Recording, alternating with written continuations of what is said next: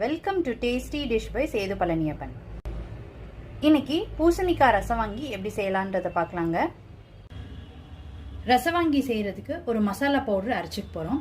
இதுக்கு ஒரு கடாயில் 1 ஸ்பூன் எண்ணெய் விட்டுக்கிறேன். எண்ணெய் சூடானதுக்கப்புறம் இதில் 2 டேபிள் ஸ்பூன் மல்லி சேர்த்துக்கிறேன். 1 டேபிள் ஸ்பூன் கடலைப்பருப்பு, காய்ந்த மிளகாய் 8லேருந்து 10 உங்கள் விருப்பத்துக்கு ஏற்ற மாதிரி சேர்த்துக்கோங்க. Black pepper 1/4 teaspoon. இது எல்லாத்தையும் சேர்த்து வறுத்துக்கலாம். கருக விட்டுறாம இந்த மாதிரி வறுத்து எடுத்துக்கோங்க.